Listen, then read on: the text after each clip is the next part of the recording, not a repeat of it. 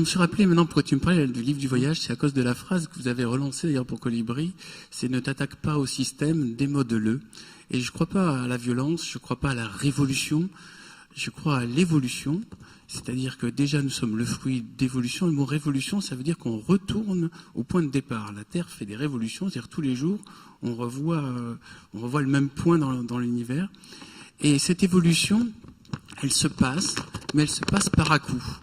Et en général, ce qu'on fait, c'est qu'on va au bout de nos erreurs, et quand arrivent des catastrophes vraiment insupportables, tout d'un coup on se dit « Ah, peut-être qu'on devrait changer notre manière de faire ». En fait, on confond tradition et mauvaises habitudes.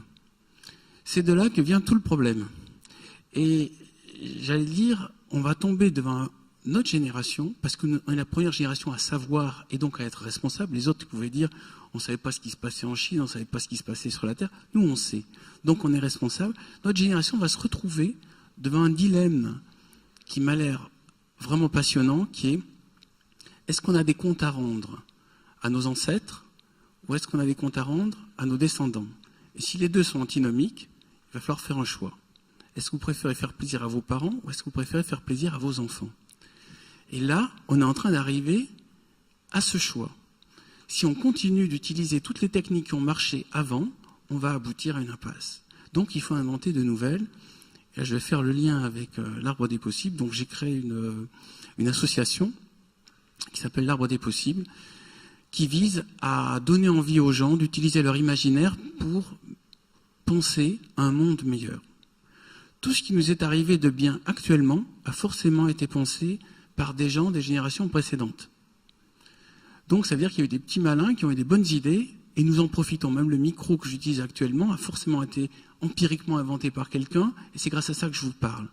Ces lumières, ce lieu, le fait d'utiliser quelques heures pour parler de spiritualité, il y a forcément des gens qui ont eu cette idée-là et nous en bénéficions aujourd'hui.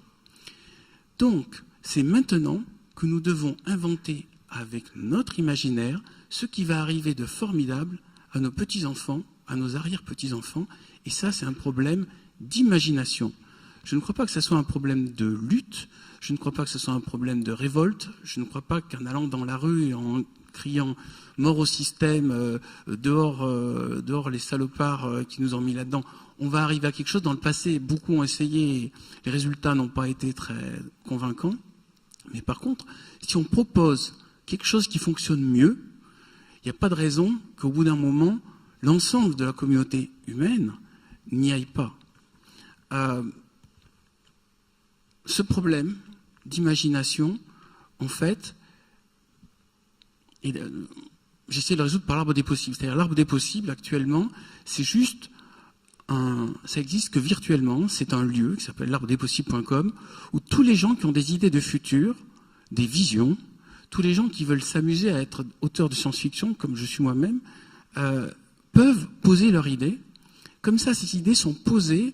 Il y en a actuellement, il y a 2 millions de personnes qui sont venues sur ce site. Il y a 8000 scénarios qui sont organisés dans un arbre, disposés en court, moyen et long terme. Et ainsi, vous pouvez voir la vision de notre génération, des gens de maintenant, sur ce qui va pouvoir arriver dans le futur. Plus il y aura de gens qui imagineront le futur, plus il y aura de choix pour les gens qui voudront prendre des décisions. Plus il y aura de choix pour les politiciens, plus il y aura de choix pour les écologistes, plus il y aura de choix pour les paysans, pour les industriels. Les industriels ne sont pas mauvais, les capitalistes ne sont pas mauvais, c'est juste qu'ils vont au plus pressé pour avoir de l'argent le plus rapidement possible. Mais si on leur montre que leur intérêt dans le moyen terme et le long terme est contraire à leur intérêt dans le court terme, je pense qu'ils ne sont pas stupides, ils finiront par comprendre qu'ils ont intérêt à peut-être avoir plus de céréales différentes pour qu'elles ne meurent pas toutes d'un coup de la même maladie.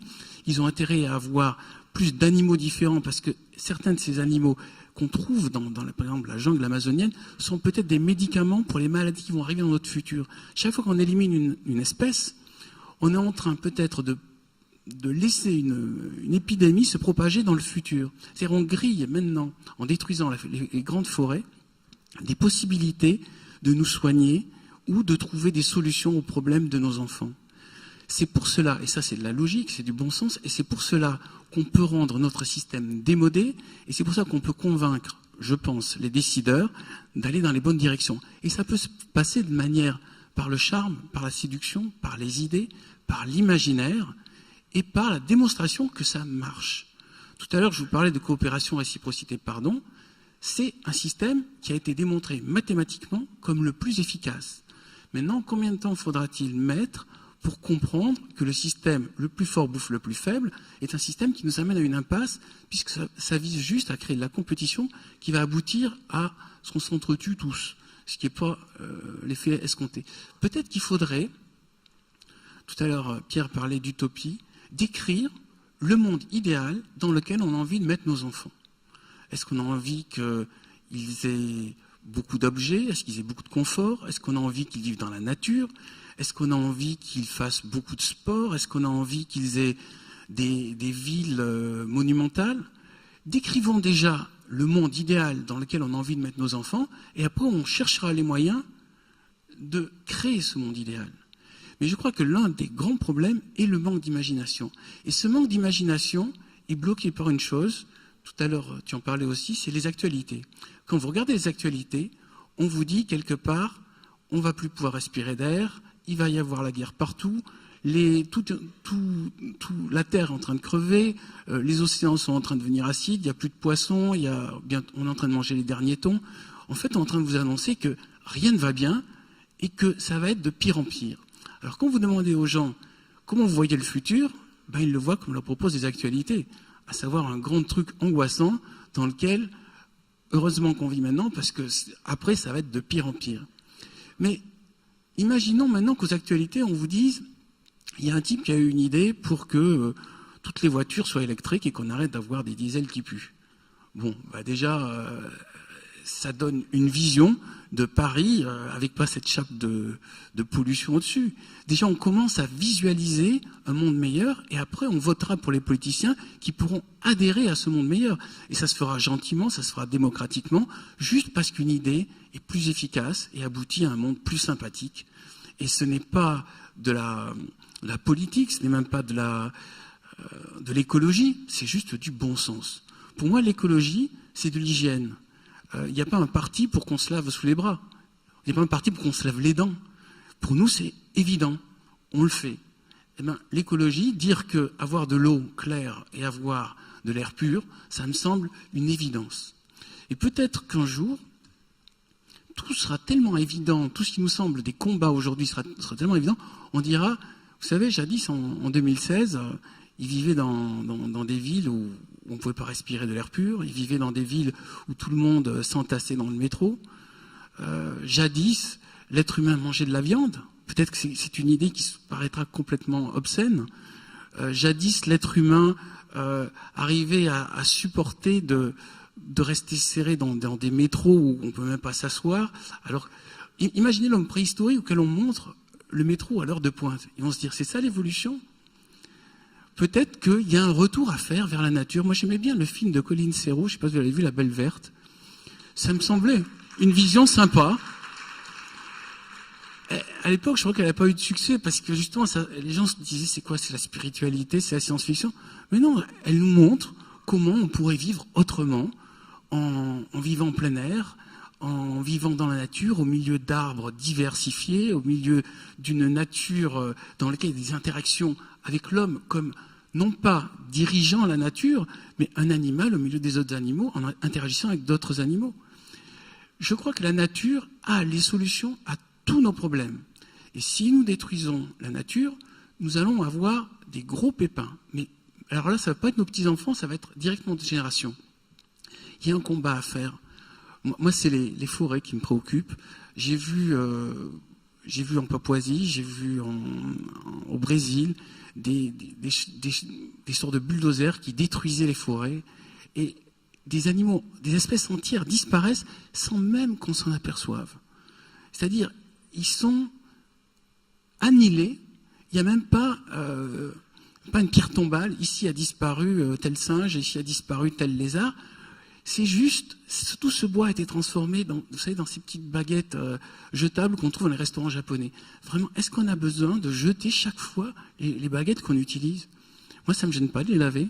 Ça ne me gêne pas d'avoir je comprends pas la notion de jetable. Est-ce qu'on a besoin de jeter, c'est-à-dire de mettre à la poubelle des choses qu'on utilise pendant quelles sont le mouchoir jetable, les fourchettes jetables, les assiettes jetables, tout ça, ça me semble complètement aberrant. Peut-être que l'homme du futur, un jour, se dira, jadis, les hommes étaient tellement bêtes qu'ils utilisaient un truc 5 minutes et ils le jetaient. Voilà. Il y a une réflexion à avoir maintenant sur, imaginons un monde meilleur, et une fois qu'on l'aura bien imaginé, on pourra défendre cette vision et trouver les moyens de le rejoindre. Voilà, j'ai dépassé mon temps de 10 minutes. Mais c'est un problème d'imagination. C'est l'idée. Regarder la nature. Oui, regarder la nature. Et je dois dire aussi une chose. Que le bonheur est utopique. Alors, je dois dire aussi une chose. Je regrette aussi non, je crois pas que le bonheur est utopique. D'ailleurs, le bonheur, on l'a déjà maintenant, ici, maintenant, de discuter de ça, de faire sortir cette idée, c'est un instant de bonheur. Enfin, pour moi, en tout cas, j'espère pour vous. Mais, zut, j'ai oublié l'idée que je voulais dire. La pensée avance, et puis, il y a un moment, on se retrouve, un peu coincé. De quoi je parlais, Ah, si, ça y est, je me rappelle. Je veux dire une chose. Je trouve dommage qu'en France, le futur ne soit pas plus mis en valeur. Et moi, je le vois d'une manière très simple, c'est que je suis auteur de science-fiction, mais en France, la science-fiction n'existe pratiquement pas. Les science-fictionneux, c'est un petit ghetto qui se retrouve de temps en temps dans des petits salons et qui n'arrive pas à diffuser des idées parce qu'on n'a pas compris que la science-fiction, c'est-à-dire le roman de science-fiction, est un lieu laboratoire dans lequel il peut sortir des idées qui peuvent nous aider. Et je voudrais citer un roman, Le meilleur des mondes d'Aldous Huxley, dans lequel Aldous Huxley, en décrivant les problèmes de la génétique, en décrivant les problèmes sociaux, en décrivant les problèmes de tranquillisants, nous a permis d'avoir un avertissement du monde dans lequel on est et a permis de ralentir précisément cet enfer-là. Et c'est aux auteurs de science-fiction, et j'espère qu'il y aura de plus en plus d'auteurs de science-fiction, et j'espère que la science-fiction sera remise en valeur, c'est aux auteurs de science-fiction de faire ce métier de vigie, c'est-à-dire on doit annoncer le danger qui est au loin, et on doit aussi annoncer les belles îles et les beaux continents à conquérir qui permettront à nos enfants de vivre mieux. Voilà. Merci. Merci beaucoup Bernard.